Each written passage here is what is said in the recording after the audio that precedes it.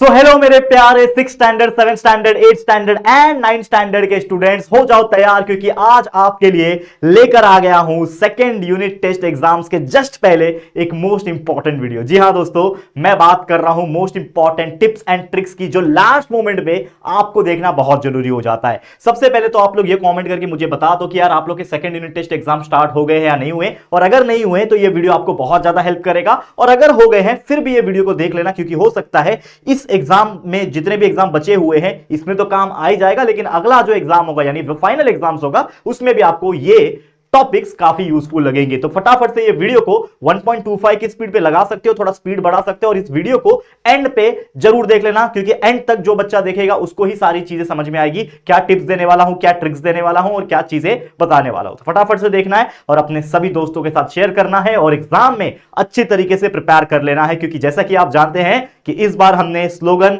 Create किया है, एक नारा लगाया है हमने, जो कि है अब की बार 90 पार विथ जेआर ट्यूटोरियल्स। तो आप सभी लोग को भी इस डायलॉग को कमेंट सेक्शन में भर देना है कि अब की बार 90 पार विथ जेआर ट्यूटोरियल्स, यानी इस बार हम मेहनत करेंगे और 90+% लेकर आएंगे, यानी 90 पार लेकर आएंगे, वो भी जेआर ट्यूटोरियल्स यूट्यूब चैनल के माध्यम से बेहतरीन तरीके से पढ़ाई करके। लेकिन इसके लिए आपको मेहनत करना पड़ेगा, और मेहनत कैसे कर सकते हो? सबसे पहले आपको क्या करना है, पूरा सिलेबस कंप्लीट कर लेना है by watching our videos at 1.5 की स्पीड, यानी आप स्पीड पे सेट कीजिए और सारे लेक्चर्स को एक एक करके देख डालो। सारे सब्जेक्ट्स के सिलेबस कंप्लीट करा के रखा है, पुराने व्हाइट बोर्ड वाले वीडियोस है, नए डिजिटल बोर्ड वाले वीडियोस है, वन शॉट वीडियोस है, एलएमआर रिवीजन वीडियोस है, कुछ आरसीसी भी है, और आने वाले समय में कुछ नए वाले आरसीसी वीडियो यानी रिवीजन क्रैश कोर्स के वीडियो भी लाऊंगा, जो आपको एग्जाम्स में हेल्प करेगा। लेकिन बस हमारा साथ, सपोर्ट और प्यार बनाए रखना, और हमारे सारे वीडियोस को इसी प्रकार देखते रहना। तो चलिए बात कर लेते हैं। सबसे पहले, अगर आपका सेकंड यूनिट टेस्ट एग्जाम हो गया है, तो रिजल्ट अगर मिल गया है, तो आप अपने मार्क्स को कमेंट करके बता सकते हो कि आप 9th के बच्चे हो या 8th के बच्चे हो, 7th में हो, ऐसा कमेंट करना और अपने अपने सब्जेक्ट के हिसाब से मार्क्स लिख देना, ये काम कर लेना।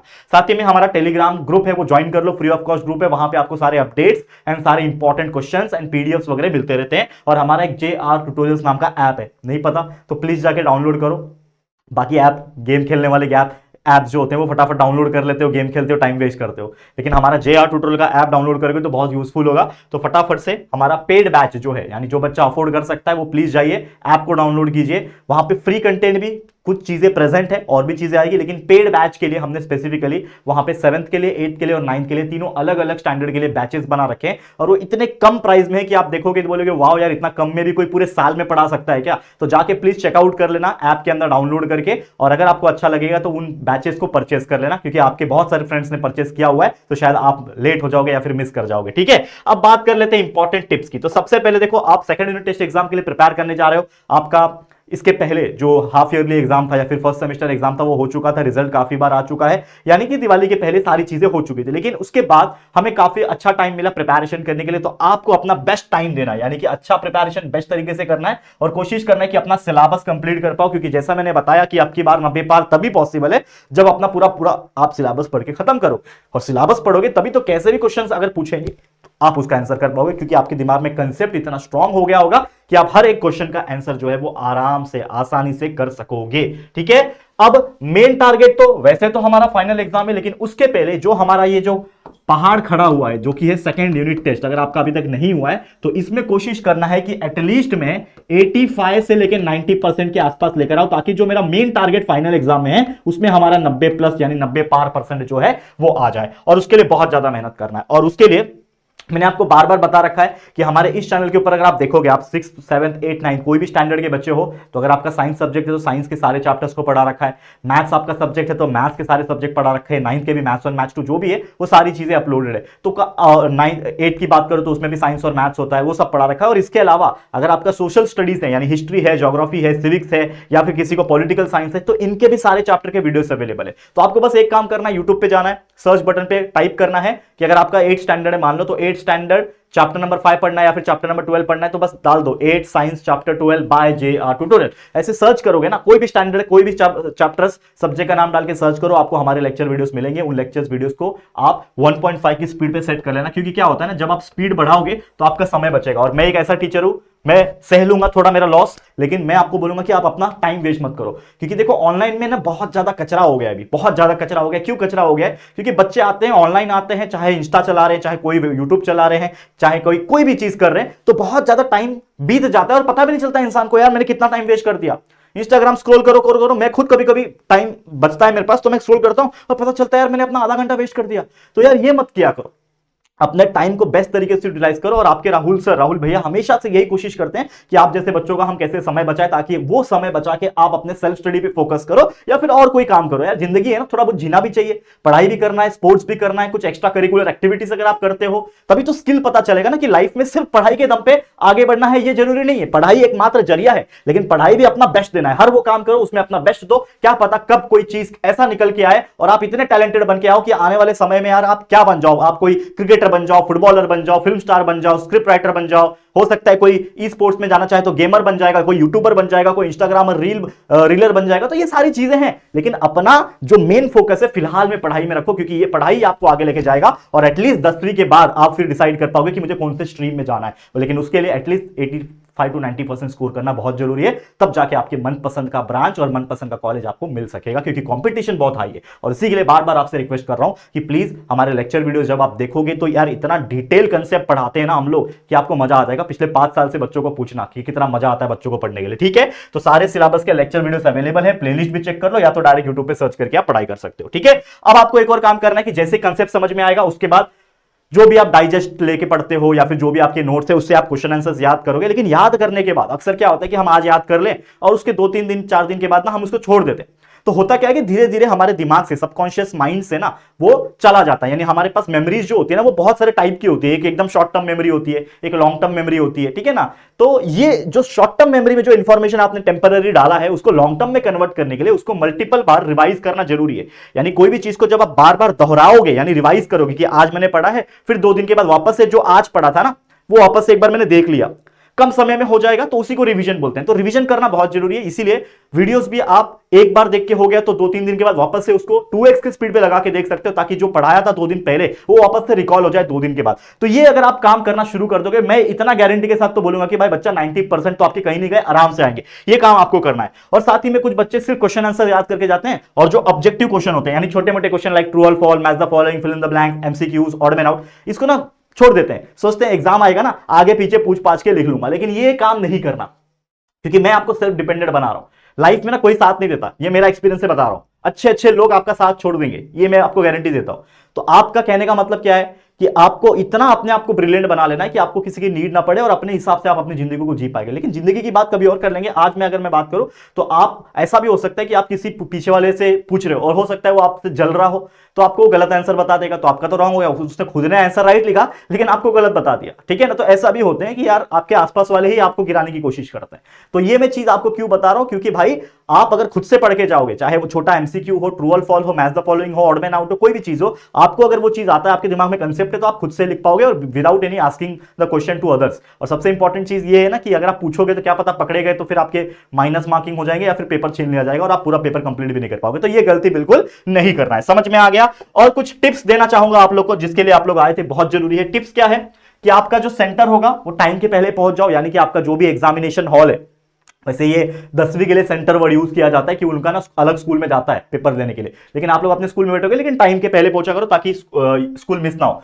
मैथ्स के एग्जांपल्स को ज्यादा प्रैक्टिस करना, क्योंकि होता क्या है बच्चे वीडियो देख लेते हैं या फिर कहीं से लेक्चर्स अटेंड करके आ रहे हैं, ऑफलाइन क्लासेस या फिर कहीं से भी, और उन लोगों को लगता है कि मेरे को आ गया, क्योंकि समझ में आ गया ना वहां पे, तो आपको लगता है आपको आ गया। लेकिन जब तक वो चीज को कंफर्मेशन नहीं समझना मैथ्स में, जब तक आप खुद से उसको प्रैक्टिस ना करो, तो जितने भी टाइप्स होते हैं ना, जैसे प्रैक्टिस सेट है, उसके एग्जांपल्स उठाओ और 2-3 एग्जांपल्स अलग अलग कैटेगरी के उसको उठा के बिना देखे सॉल्व करने की कोशिश करो। जहां अटक रहे हो वहां वीडियो में ओपन करके देख लेना कि सर ने कैसा स्टेप बताया हो।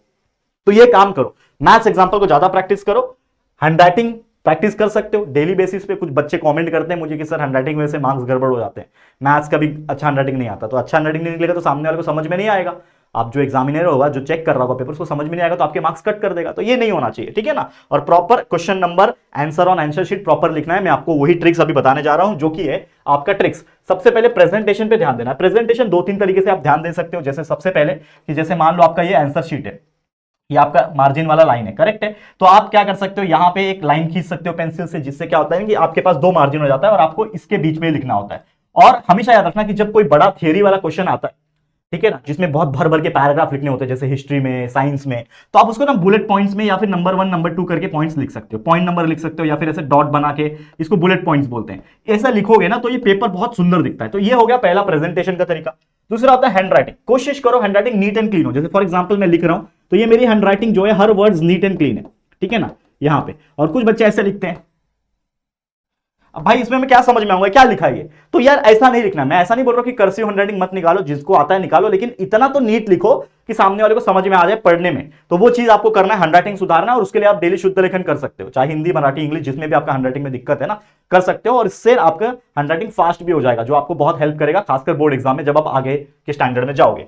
उसके बाद प्रॉपर क्वेश्चन एंड नंबर लिखना बहुत जरूरी है। कुछ बच्चे ऐसे होते हैं, जैसे मान लो कि आप क्वेश्चन नंबर 1 लिख रहे हो, यहां पे लगा दिया, क्वेश्चन नंबर 2 लिखना चाहते हो, लेकिन गलती से आपने क्वेश्चन नंबर 2 की जगह पे 3 लिख दिया, तो भाई सामने वाले को तो लगेगा ना कि आपने क्वेश्चन नंबर 3 का आंसर लिखा है और आपका आंसर होगा क्वेश्चन नंबर 2 का। तो आपने गलती से कोई क्वेश्चन गलत लिख दिया, क्वेश्चन नंबर गलत लिख दिया, तो दिक्कत आता है। सबसे पहले क्या करना है, जो भी क्वेश्चन पेपर में देख के आंसर शीट में आप क्वेश्चन नंबर लिखते हो वो प्रॉपर लिखो। क्वेश्चन लिखते हो, ऐसे लिखने की जरूरत नहीं होती क्वेश्चन को, लेकिन क्वेश्चन लिख रहे हो तो प्रॉपर क्वेश्चन उतार के लिखो और उसी क्वेश्चन का आंसर लिखो। और एक और सबसे इंपॉर्टेंट चीज, क्वेश्चन नंबर बहुत इंपॉर्टेंट होता है। जैसे मान लो कि आपका ये आंसर शीट है, ठीक है ना, तो बहुत सारे बच्चे क्या करते हैं, गड़बड़ क्या करते हैं, जैसे क्वेश्चन नंबर 1 यहां पे मैंने आंसर लिख दिया और ये 3-4 लाइन में खत्म हो गया, ठीक है ना, 3-4 लाइन में खत्म हो गया। अब यहां पे बच्चे लाइन खींच देते हैं ऐसा, और यहां पे क्वेश्चन नंबर 2 चालू कर देते हैं। तो मैं आपको एक सजेशन दूंगा कि always start a new question on A fresh page, यानी कि आप एक नए पेज पे एक नया क्वेश्चन लिखो। क्वेश्चन कौन सा, क्वेश्चन नंबर 1 वाला, क्वेश्चन नंबर 2 वाला नए पेज पे आएगा। बट अगर क्वेश्चन नंबर 1 में ही 4 क्वेश्चन है, तो क्वेश्चन नंबर 1 का 1 आपने इधर लिख दिया, 2 इधर लिख दिया, 3 लिख दिया, 4 इधर लिख दिया, तो वो चलता है।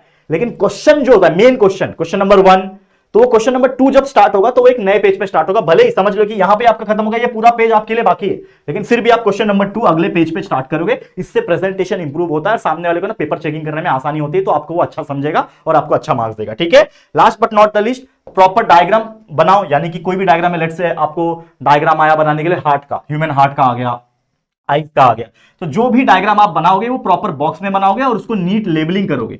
क्या करना है, लेबलिंग, यानी कि कम से कम 3-4 नाम उसका होना चाहिए कि भाई ये क्या है, ये इसका कौन सा पार्ट है, ये इसका कौन सा पार्ट है। तो ऐसा लेबलिंग करना बहुत जरूरी है। बॉक्स बनाओ और उस डायग्राम का नाम क्या है, जैसे मान लो आप हार्ट का बनाए तो उसके नीचे उसका नाम लिख दो कि ये हार्ट का डायग्राम है। इस तरीके से प्रेजेंटेशन कर सकते हो। और आंसर शीट में प्रॉपर तरीके से, जैसे मैंने बोला कि लाइन खींच के प्रॉपर प्रेजेंटेशन करके अच्छे हैंडराइटिंग निकाल के आपको करना है। और ये टिप्स एंड ट्रिक्स अगर आप अपने इसमें अप्लाई कर लेते हो ना, मैं सेकंड यूनिट टेस्ट की बात कर रहा हूं, लेकिन कहीं ना कहीं ये फाइनल एग्जाम में भी यूज होगा आप लोगों को, तो लेकिन अप्लाई कर लेते हो, ट्रस्ट में आपके बहुत अच्छे मार्क्स इंप्रूव हो जाएंगे और कहीं ना कहीं आपका जो 90 पार लाने का सपना है ना वो पूरा हो जाएगा। और ट्रस्ट में सबका हो सकेगा, पॉसिबल है, लेकिन उसके लिए मेहनत करना है। तो स्टार्ट वॉचिंग आवर वीडियोस, अच्छे से समझो, पढ़ो, कंसेप्ट क्लियर करो, प्रैक्टिस करो और अच्छे अच्छे एग्जाम में मार्क्स लेकर आओ। All the very best. आज के लिए इतना ही। फिलहाल ये वीडियो अगर आपको अच्छा लगा होगा, दिल से अच्छा लगा होगा, तो प्लीज वीडियो को दिल से लाइक करना है, शेयर करना। जितने भी आपके 9th 8th 7th 6th standard जितने भी आपके फ्रेंड्स हैं ना, छोटे कोई फ्रेंड्स, कोई बड़े फ्रेंड्स के फ्रेंड, उन सभी तक हमारी वीडियो को शेयर करके पहुंचाना है। ये मैं आप लोग के ऊपर छोड़ता हूं, इतना तो आप मेरे लिए कर लोगे। ठीक है, तो प्लीज शेयर टू एवरीवन। और पहली बार आए चैनल पे, चैनल को सब्सक्राइब नहीं किया है तो फटाफट से चैनल को सब्सक्राइब करके बेल आइकन को प्रेस कर देना। ठीक है दोस्तों, चलो फिर जल्दी मुलाकात होगी किसी और नए वीडियो में। तब तक के लिए thank you and good bye.